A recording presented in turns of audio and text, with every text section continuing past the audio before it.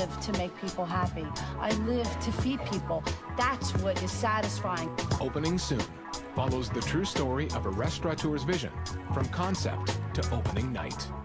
I so didn't want to have to spend all this money on these things, but now you get so far along, there's no turning back. Okay, how much more can I deal with? One.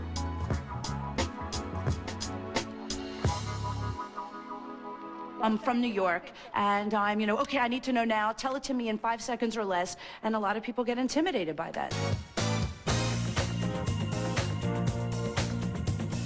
Portland, Oregon, a city known for its natural beauty and laid-back charm.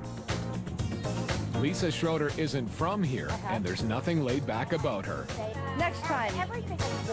But she's managed to win over the diners of Portland with her unique approach to food. My mission in life is to prepare the foods that mothers would make for their families if they only had the time. I didn't have time to cook for my family, and I always found myself doing takeout, Thai, Mexican, Chinese, pizza. And so I realized what the world needed was a place that served mother food. Mother's Bistro and Bar is just such a place, serving up exquisite home cooking that few people actually get at home. So I do that at Mother's Bistro and Bar by offering meatloaf, pot roast, chicken and dumplings, but it's not just stuff slapped in a pan. I've gone to cooking school, I've learned how to do classic French cooking, and I apply it to mother food. Lisa's credentials are impressive. A graduate of the Culinary Institute of America, she honed her skills in France and at New York's legendary Le Cirque and L'Espinasse. This experience, combined with raising a daughter on her own, is at the core of her food philosophy. Of the mothers that cook at home today, how many will let a stew simmer for about 4 or 5 hours on the stove after browning the meat and cooking the stocks that it's steeped in? Not many, and I take the time to do it right. Once I realized that that was my calling, everything else just makes sense. I live to make people happy. I live to feed people.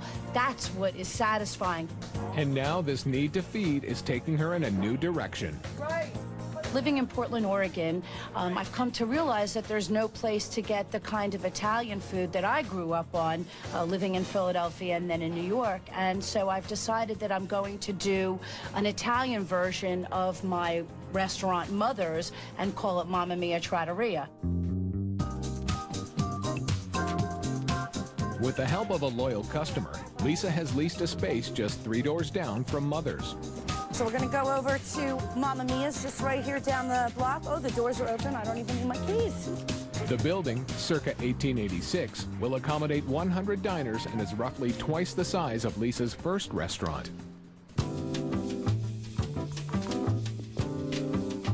Like Mother's, Mamma Mia will be a family venue, but the design concept is not exactly PG. You know, the objective is it should look like an Italian whorehouse, and definitely we've covered that in the family room. And we know so well what that looks like. We could just imagine.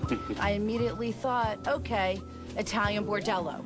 So we'll have red, butter, cream, and gold, black, and the dark wood. Helping Lisa with the design is Rob, her boyfriend and co-owner, and Brett, a handyman and designer. I wanted red and gold wallpaper, and we did find one. In the time I've looked for wallpaper, we could have painted the whole wall with gold stripes. Isn't there a way of doing a stripe like this with a roller or something very neat? You know, tape. Okay, tape fine. and spray Done. paint. Done. I just think I can do as good a job. All right. Brett is not only a great designer, but he also happens to be my best friend. The one table in the family room is the big show table, so it's got to be the fancy stuff. He's an expert at taking found objects and making it into beautiful things. Ultimately, he's got great taste. He gives me great design advice. But it's advice Lisa doesn't always choose to take. This is an ugly. I gotta tell you, it's ugly. I don't know that I have to. Yeah. I could dress that up. It'd be pretty. What Lisa does know is the kind of food she wants to serve. So at this place, I'm going to offer mother food, but it's focused primarily on Italian immigrant, Italian American mother food. Things like spaghetti and meatballs, veal parmesan, picatas. I want to eat it, so I'm going to cook it.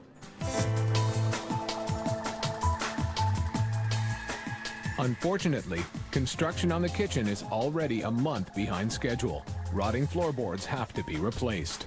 And Lisa's getting ready to put about 3,000 pounds worth of equipment here. We wind up putting footings down below, 6 footings and new girders. It's going to essentially hold up her kitchen here. The 118-year-old building may have other drawbacks. A psychic friend has warned there are ghosts in the basement. This is the first time that we're working with ghosts, quite frankly. Lisa's a little skeptical, but she's booked a Ghostbuster just in case. You know the ghost thing. It's like I figure, why not cover our bases? Just to be sure, you know. Listen, absolutely. There's enough wild cards in the restaurant business. The last thing you need are ghosts. Exactly. But what's really haunting Lisa is the project's $200,000 price tag. The pressure is that, number one, I'm borrowing money that I don't have to open up a restaurant, and I have to pay it back with interest, and so there's that debt. And unfortunately, the debt keeps growing. The ductwork, like the flooring, needs to be replaced. I so didn't want to have to spend all this money on these things, but now you get so far along, there's no turning back. They had budgeted $200,000, and I think we'll be very lucky if we come in at 3. Very lucky. I just look at it the way it is right now, and I'm kind of like, holy cow, how is this going to happen? I think we can.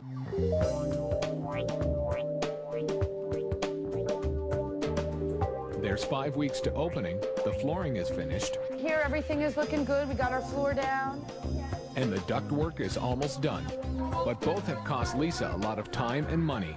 Something that I didn't even budget for is now ending up costing me $40,000. So that's a lot more money that was even planned for. So I'm going to second mortgage the house, and hopefully it'll work out okay.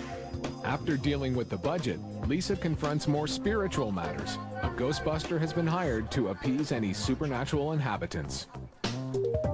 So I dowsed. I came up with that. There are 2 ghosts, if you will, that are women and related by blood.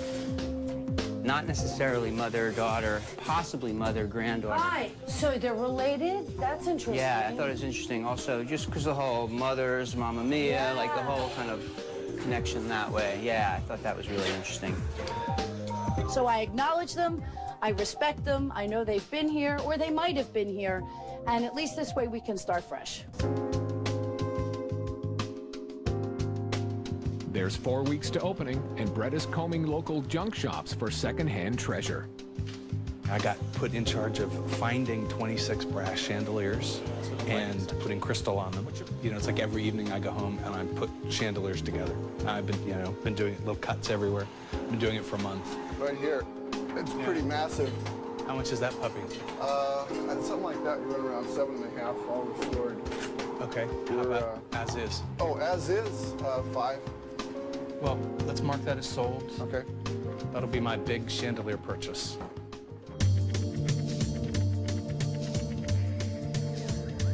There's 3 weeks to opening, and Lisa is obsessing about the menu's authenticity.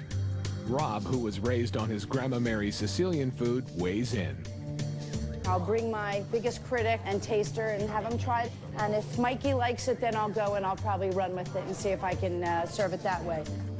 So the question is, 1 layer or 2? How does it look? But this almost looks like a stack of flapjacks. Have you ever thought about doing this with zucchini or some other kind of squash? We're doing eggplant parmesan right now. No. Eggplant pie. Looks good. So this is the bourgeois. The question is, does this equal Rob's grandmother's? I don't know. We're doing it a little different, so I don't know if we'll be there. What don't you like? It's not. It's a little tough. Too garlicky. It's a little tough. Was the meat seasoned at all before it was? Because the bite I just had was like totally bland. See, Grandma Mary never cooked this in sauce. Grandma Mary never even served it with sauce. I know, but your grandmother, and you know, she's a wonderful cook. God rest her soul. God rest her soul. Your grandmother was a wonderful cook, but I'm trying to also do the food of Italian Americans in general, not just Grandma Mary. Not everything is up for discussion. I mean, there's some recipes that are done and there's no-brainers. These are just the things that we're not quite clear on that we have to work out.